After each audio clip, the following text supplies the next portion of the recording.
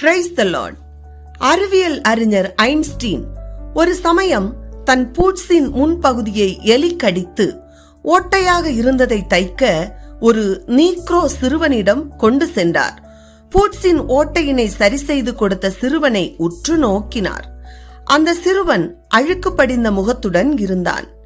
சின்ன வயதிலேயே இப்படி அழுக்கு படிந்த முகத்துடன் குழந்தை தொழில் செய்து கொண்டிருக்கிறானே, அழுக்கு முகத்தினை அழகாக்கி பார்க்க வேண்டுமென ஐன்ஸ்டீன் விரும்பினார். எனவே, தம்பி, நீ முகத்தை கழுவி கொண்டு வந்தால் உனக்கு 20 சென்ட் பணம் தருகிறேன் என்றார் ஐன்ஸ்டீன். சிறுவனும் ஐன்ஸ்டீன் சொன்ன பேச்சை கேட்டு முகத்தை கழுவி கொண்டு வந்தான். ஐன்ஸ்டீனும் சொன்னபடியே 25 சென்ட் பணத்தை சிறுவனிடம் கொடுத்தான். கொடுத்தவர், தம்பி, இந்த பணத்தை வைத்துக்கொண்டு நீ என்ன செய்வாய் என்று கேள்வி கேட்டார்.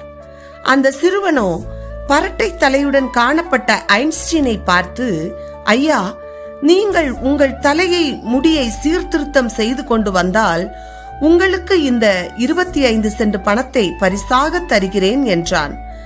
தான் முடி வெட்டாததை நாசுக்காக சொல்லி சிறுவன் நம்மை மடக்கிவிட்டானே.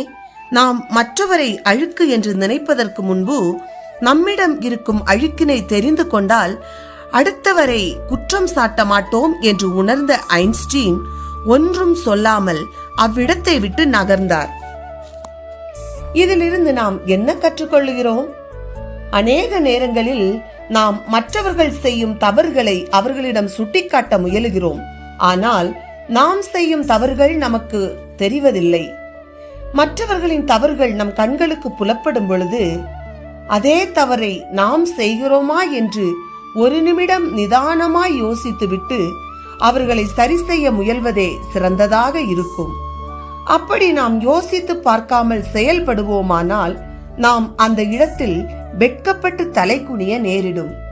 எனவே தான் வேதம் சொல்லுகிறது, நீங்கள் குற்றவாளிகள் என்று தீர்க்கப்படாதபடிக்கு மற்றவர்களை குற்றவாளிகள் என்று தீர்க்காதிருங்கள் என்று சொல்லுகிறது.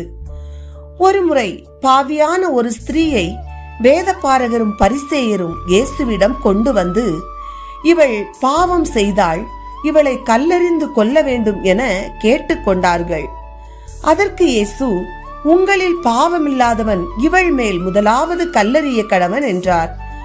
அப்பொழுது சிறியவர் முதல் பெரியவர் வரை ஒவ்வொருவராய் போய்விட்டார்கள். இயேசு அவளை நோக்கி, நீ போ, இனி பாவம் செய்யாதே என்று அவளை அனுப்பிவிட்டார். எனவே மற்றவர் குறைகளை குற்றங்களை பெரிதுபடுத்தாமல் வாழ்வோம். மற்றவர்களை குற்றப்படுத்துவதற்கு முன்பு நாம் குற்றம் செய்கிறோமா என்று யோசித்து செயல்படுவோம். கர்த்தர் தாமே நம்மை ஆசீர்வதிப்பாராக. ஆமேன்.